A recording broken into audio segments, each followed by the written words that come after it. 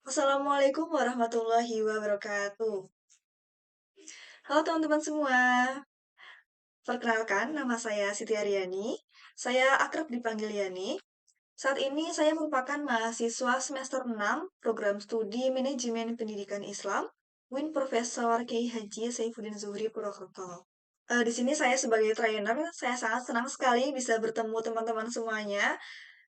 Sedikit pemberitahuan bahwa pada kali ini kita akan bersama-sama belajar mengenai bagaimana penggunaan aplikasi Quizizz sebagai media evaluasi pembelajaran yang interaktif untuk siswa. Nah, kemudian kita mengenal dulu nih, apa sih aplikasi Quizizz itu? Nah, jadi aplikasi Quizizz ini adalah platform pembelajaran interaktif yang memungkinkan guru untuk membuat dan mengadakan kuis online bagi peserta didik. Nah, kemudian kuis ini bisa kita gunakan untuk membuat seperti soal pretest, post-test, latihan soal, penguatan materi, remedial, dan lain-lain. Nah, kemudian fitur-fitur Quizizz apa aja sih? Jadi yang pertama, Quizizz ini memiliki fitur yang interaktif, menyenangkan, dan menantang. Kemudian variasi bentuk soal. Kita bisa menyematkan gambar, suara, dan juga video dalam soalnya. Nah, Quizizz ini juga memiliki fitur musik dan juga suara. Kemudian durasi waktu, fitur leaderboard, dan reward atau peringkat. Kemudian ada fitur mengulang kuis. Oke, sepertinya penjelasan singkatnya sudah cukup. Dan kita langsung saja menuju ke aplikasi Quizizz-nya. Langsung masuk ke Google ya. Google di sini saya sudah ketik Quizizz. Dan di urutan yang paling atas kita bisa langsung klik aja. Ketika kita teman-teman ini belum memiliki akun ya. Kita daftar nih sign up. Nanti teman-teman bisa daftar menggunakan Google, nomor telepon, email, ataupun akun belajar.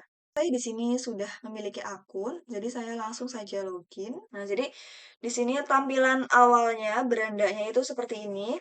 Ada akun kita ya tentu. Kemudian di sini kita bisa melihat fitur-fitur yang lain. Ada explore, ini tuh untuk mencari topik-topik Quizizz, kemudian My Library. My Library itu isinya nanti adalah kuis-kuis yang sudah pernah kita buat, nanti akan masuk ke sini. Kemudian reports, kelas, ini ada juga, dan pengaturan, dan lain-lainnya. Di sini, ini adalah topik-topik yang ada di Quizizz yang bisa kita akses secara gratis juga. Contoh soalnya, ini dari topik Merdeka Belajar. Ini banyak contoh soal. Ini bisa kita gunakan secara langsung juga, langsung kita klik, terus nanti kita share ke grup, ke anak-anak peserta didik, itu mereka bisa langsung mengerjakan. Jadi misal kita eh, belum mempersiapkan soal, kita bisa langsung menggunakan soal yang sudah ada di bagian ini. Ketika kita akan membuat soal baru, kita klik yang bagian create atau buat di sebelah sini, langsung saja diklik. Nah, ini ada dua pilihan, karena kita akan membuat kuis atau soal, kita klik yang kuis. Gitu. Jadi langsung saja klik yang ini. Nah, kemudian tampilannya akan seperti ini. Nah, di sini teman-teman bisa lihat ya, ini banyak sekali fitur-fiturnya ataupun bentuk-bentuk soal yang bisa kita gunakan. Jadi ketika belum memiliki akun Pro, kita hanya bisa memakai yang tidak ada tanda petir seperti ini. Jadi kita pakai yang biasa aja. Nah, di sini kita akan sama-sama belajar membuat soal multiple choice atau pilihan ganda. Langsung saja klik di sini. Ini tampilannya seperti ini. Nah, jadi di sini saya akan membuat soal dengan topik ataupun mata pelajaran bahasa Indonesia. Sinonim dari kata pintar. Tulis jawabannya di sebelah sini. Ini bodoh, malas, pandai, rajin. Untuk memilih jawabannya, kita cukup klik di sini nih. Karena sinonim dari kata pintar itu pandai. Jadi kita bisa langsung klik yang bagian panah ini untuk memilih jawaban yang benar. Nah, di sini kan ada fitur single correct answer dan juga multiple correct answer. Nah, jadi karena kita hanya ada satu jawaban, kita pilih yang single. Ketika ada lebih dari satu jawaban, kita bisa pilih yang multiple ya. Jadi misal kayak gini, misal jawabannya itu ada dua, ada tiga. Nah, ini yang bener ini nih. Jadi kalau ada yang menjawab ini berarti salah satu kayak gitu. Tapi karena di sini kita pakainya yang single, hanya ada satu jawaban benar, kita pakai yang single. Di sebelah atas ini kita bisa menyematkan gambar, suara, dan juga video. Nah, contoh, kita upload dari file kita, bisa kita search ataupun kita copy link yang sudah kita cari gitu. Nah, di sini langsung aja, misal kata ya, kita pakai gambar ini, kita klik, langsung save. Ini jadi nanti gambar itu bisa muncul di sini. Sebelah kiri atas ini ada contoh tipe jawaban. Nah, di sini pun kita bisa mengedit huruf yang kita gunakan. Misal ini, soalnya pengen kita bold bisa. Tuh, misal kita underline bisa, kita coret bisa, kita italic bisa. Nah, kayak gitu.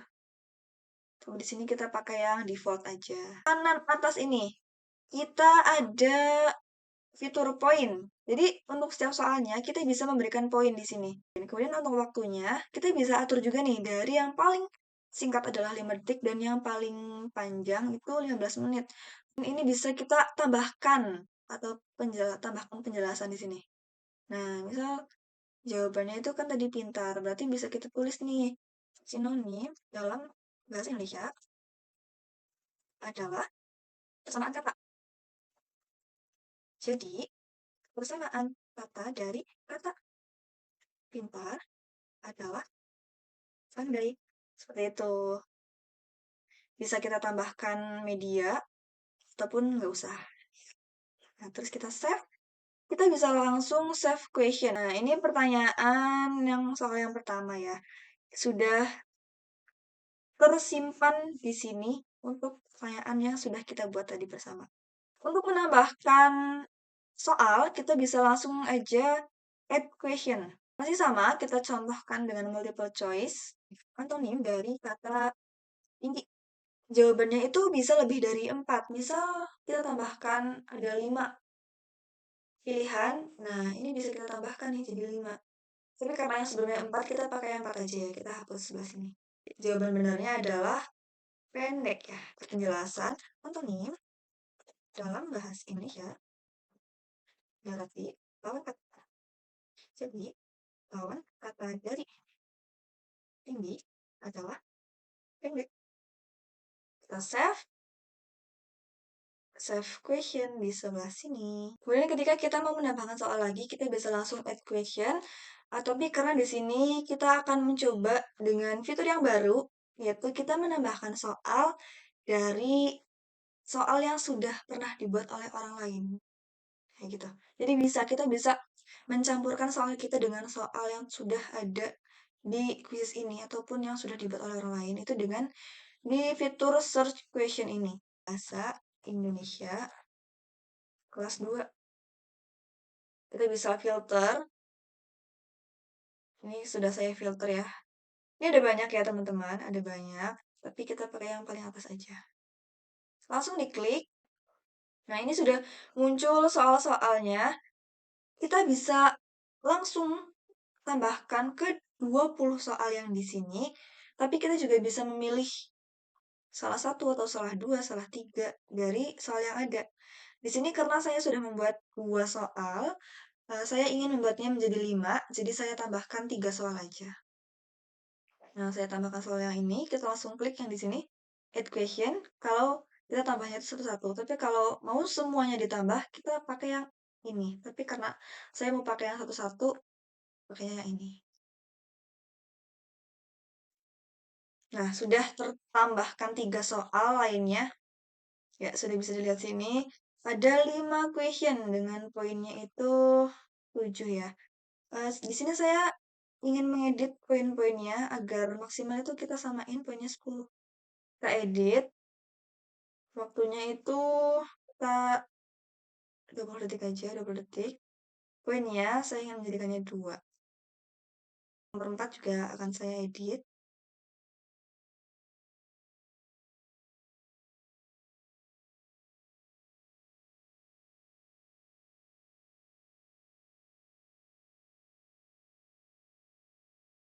Setelah terkumpul 5 soal dan poin maksimalnya itu 10, karena masing-masingnya 2 poin, kemudian kita klik yang di bagian publish. Kita ketikkan judul kuisnya adalah kuis bahasa Indonesia. Subjek yang relevannya berarti bahasa Indonesia. Kelasnya itu kelas 2. Kita pakai bahasanya Indonesia. Dan visibility-nya itu public ya, karena kita biar bisa diakses semua orang. Ini bisa tambahkan juga cover. Kita save. Nah, kita publish. Nah, ini soalnya sudah jadi ya teman-teman. Ketika kita ingin membagikannya, kita bisa menggunakan dua fitur ini. Kita bisa membagikan kuis ini sebagai tugas rumah ataupun pekerjaan rumah PR ya. Itu dengan klik yang di assign ini. Nah, ketika kita memilih PR, di sini kita bisa mengatur waktunya. Kita bisa mengatur berapa lama deadline-nya. Kita bisa mengatur berapa sih yang bisa mengakses soal ini. Ya, kemudian kita jadikan kerjaan rumah. Nah, tapi karena di sini saya ingin langsung aja kuis langsung. Jadi dikerjakan secara langsung. Kita bisa klik yang start now. Saya ingin memakai mode yang instruktur fast. Karena di sini saya sebagai ceritanya saya sebagai guru, saya pakainya yang instruktur. Jadi biar nanti siswa kita itu mengerjakan menunggu instruktur dari gurunya. Jadi ketika guru memulai soalnya baru bisa dikerjakan. Kita start, ada link, kemudian kita kodenya. Jadi nanti anak-anak itu kita bisa tampilkan tampilan ini di proyektor dan nanti anak-anak itu bisa langsung masuk ke link yang ini join my quiz dan memasukkan kodenya. Tapi di sini saya ingin membagikannya langsung via WhatsApp grup pakai yang lainnya. Nah, ini ada link. Kita copy linknya. Ketika linknya sudah di copy, kita bisa langsung share ke siswa-siswa. Nah, selanjutnya nanti ketika siswa ataupun peserta didik itu sudah memasuki link, itu akan muncul di sini. Siapa aja yang udah masuk itu muncul di bagian ini. Ada 5 partisipan yang sudah masuk dan kita bisa langsung start aja. Ketika akan memulai pembelajarannya, di tampilannya itu seperti ini. Ini di tampilan guru, kita bisa melihat next. Nah, ini adalah leaderboard. Next question. Tampilan ketika kita sebagai guru, tapi ketika kita sebagai siswa, kita tampilan itu akan berbeda. Leaderboard muncul juga di sini. Ini adalah tampilan guru ya, teman-teman. Nah, ketika tampilan siswa itu nanti munculnya seperti ini. Tuliskan nama, kemudian kita start.